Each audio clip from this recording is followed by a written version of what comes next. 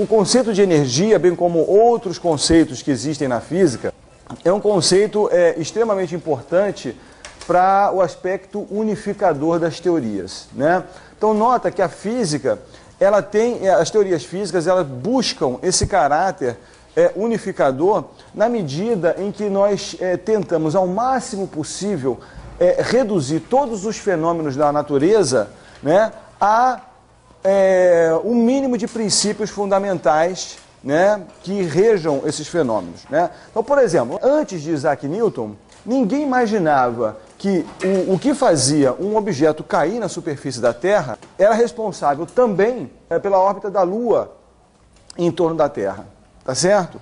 Então, a gravitação, a lei da gravitação rege dois fenômenos que, a princípio, né, poderiam ser fenômenos completamente distintos. Eletricidade, magnetismo, a princípio, eram fenômenos separados, né? E as leis, depois vieram as leis do eletromagnetismo que mostram que as duas coisas estão relacionadas e podem, ambos os fenômenos, a eletricidade e o magnetismo, serem obtidos a partir de mesmos princípios fundamentais, tá certo? De um conjunto de leis comuns aos dois fenômenos, tá certo? Então, a energia, nesse contexto, ela é extremamente importante. Por que ela é importante? Porque todo mundo já ouviu falar que existem várias formas de energia. Energia elétrica, energia térmica, energia nuclear. Então, nota que é o mesmo conceito sendo aplicado a diferentes fenômenos, a diferentes fenomenologias. Tá certo? Então, a energia, ela vai ter essa importância unificadora e ela vai ser, em termos de descrição de um sistema físico, uma quantidade que nós vamos poder atribuir ao sistema, né, e que eventualmente deverá se manter constante sob certas condições, mesmo que o sistema sofra mudanças. Da mesma forma, por exemplo, o conceito de momento linear. Acho que vocês já viram o conceito de momento linear, não é? Então, vamos pensar o caso de uma colisão, por exemplo, né? Então, numa colisão, duas partículas têm momentos lineares distintos, né, em geral podem ser distintos, elas colidem, mudam os seus momentos lineares, o movimento delas depois da colisão é diferente do movimento antes da colisão, né? No entanto, apesar daquele sistema ter sofrido uma mudança significativa, a gente pode identificar uma grandeza física que permanece inalterada na evolução do sistema, né? A saber, o momento linear. Se a colisão for elástica, ainda por cima identificamos a energia como uma grandeza conservada na colisão. Tá certo? Então, daí a importância da energia. Bom, a princípio, né, a primeira contribuição que nós vemos da energia mecânica é a chamada energia cinética, é a energia de movimento, né? Então, a energia cinética é a energia de movimento, né? Ou seja, está relacionada com a velocidade de um corpo de massa m, né, e com a massa desse corpo, tá certo?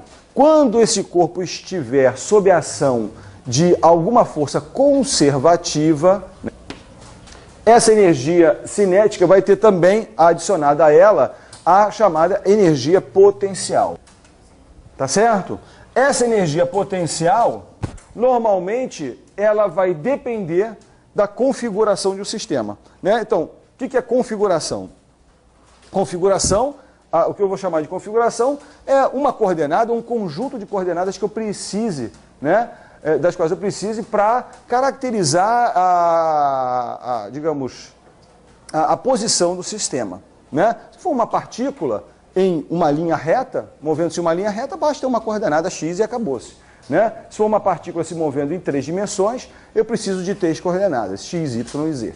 Tá ok? A energia mecânica, ela vai estar associada a essas duas, né, contribuições, energia cinética mais a energia potencial, onde a energia potencial é uma energia de configuração, né? Ela vai depender da posição da partícula, tá certo? A energia potencial, a gente sempre vai poder atribuir uma energia potencial a um sistema quando estiver atuando sobre ele forças que nós chamamos de forças conservativas. Uma força conservativa é uma força em que o trabalho independe do caminho. Por exemplo, né, vamos pegar aqui um objeto na superfície da Terra. Tem um objeto aqui, por exemplo, esse giz, né? Eu posso abandonar esse giz sob a ação da força gravitacional, deixá-lo, né, em queda livre. Se ele vai em queda livre, ele pode ir em queda livre de duas formas, né? Eu posso ou largá-lo do repouso e aí ele cai verticalmente em linha reta, ou eu posso lançá-lo e ele descreve a trajetória parabólica, né? Se ele tiver sob a ação apenas da força gravitacional, só essas duas trajetórias ele vai fazer, né? Agora, se ele tiver, né, se eu tiver uma outra força atuando sobre ele, eu posso conduzi-lo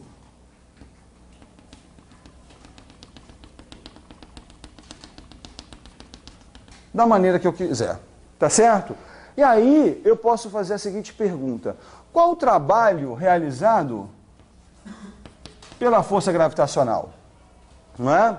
Então, o trabalho realizado pela força gravitacional, vocês já devem ter visto que esse trabalho ele vai ser igual a m, se eu tiver aqui uma partícula de massa m, mgh, onde h, né, é a altura, a variação de altura na trajetória da partícula, tá certo? Independentemente do caminho que ela siga. Isso daqui, né, isso daqui é o trabalho da força gravitacional. Claro, nesses dois tipos de trajetória que eu exemplifiquei aqui, apenas a força gravitacional estaria atuando na partícula.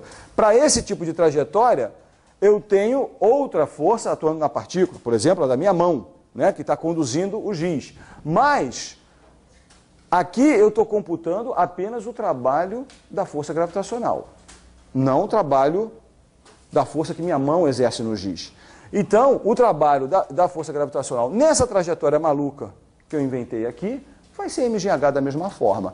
Por isso, a força gravitacional é uma força conservativa.